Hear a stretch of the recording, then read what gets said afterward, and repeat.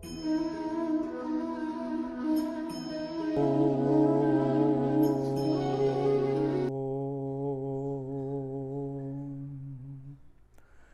दर्शकगण, सादर नमस्ते।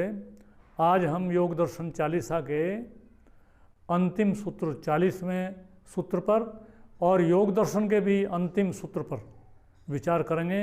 सूत्र है पुरुषार्थ शून्यानाम गुणानाम प्रतिप्रसव कैवल्यम स्वरूप प्रतिष्ठा वा इति शक्ति रीति। देखिए, हमने योग दर्शन को प्रारंभ किया था योगश्चित्त वृत्ति निरोध है, योग की परिभाषा से कि योग चित्त की वृत्तियों का निरोध है। और समाप्ति कहाँ कर रहे हैं हम? पुरुषार्थ शून्यानाम गुणानाम। गुण, ये जो सत्व रजतम 3 गुण हैं जिससे हमारा सारा कार्य व्यवहार और सारी हमारी भौतिक जगत चल रहा है, उनका पुरुषार्थ शून्यानाम गुणानाम। पुरुषार्थ का मतलब होता है प्रयोजन। उन गुणों का प्रयोजन समाप्त हो जाए, कोई प्रयोजन न रहे। प्रतिप्रसव, ये गुण प्रसव बोलते हैं पैदा होने को, और प्रतिप्रसव मैंने जहाँ से पैदा हुए थे वहीं चले जाना, अपने कारण में लीन हो जाना। तो ऐसे गुण जब आत्मा के लिए प्रयोजन रहित हो जाते हैं, पुरुषार्थ शून्यानाम गुणानाम प्रतिप्रसव स्वरूप प्रतिष्ठा वा चिति शक्ति रीति। चिति शक्ति कौन सी है? चिति शक्ति आत्मा है।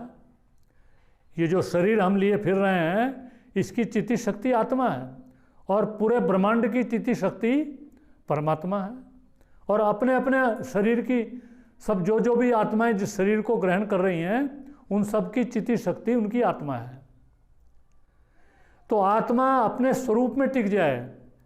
स्वरूप में ये गुण नहीं टिकने देते, गुणों में आत्मा उलझी रहती है। भगवान कृष्ण कहते हैं दैवी ही ऐसा गुणमयी मम माया दुरतया, कि परमात्मा की जो ये माया है, गुणमयी माया, ये पार करनी बड़ी कठिन है। माम एव ये प्रपदन्ते मायाम एताम तरन्ते। जो परमात्मा में लीन हो जाते हैं, परमात्मा की शरणागति प्राप्त करते हैं, वो परमात्मा को प्राप्त हो जाते हैं। वो इस त्रिगुणात्मक जो माया है, इससे तर जाते हैं। तो ऐसा इसमें अंत में उपसंहार करते हुए महर्षि पतंजलि योग दर्शन का ये अंतिम सूत्र देते हैं, और इसमें बताते हैं कि जब हमारी आत्मा गुणों से अलग होकर के अपने स्वरूप में ठहर जाती है, वही स्थिति समाधि की आ जाती है। ये तो समझाने के लिए अगले पाठ दिए गए हैं, अन्यथा समाधि पर जाकर के योग दर्शन का जो प्रयोजन था वो समाप्त हो गया था।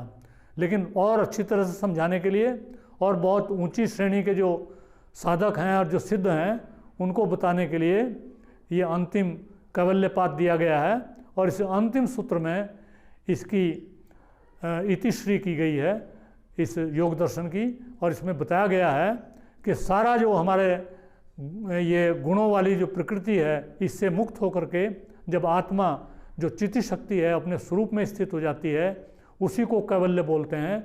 और यही इस सूत्र का अभिप्राय है। इसी के साथ योग दर्शन चालीसा ये समाप्त हुई। मैं आशा करता हूँ कि केवल 40 सूत्रों को नहीं, पूरे योग दर्शन को हमारे दर्शक गण सभी पढ़ेंगे, समझेंगे और उस पर अभ्यास करके अपने जीवन को सार्थक करने का प्रयास करेंगे। इति ओम शम नमस्ते।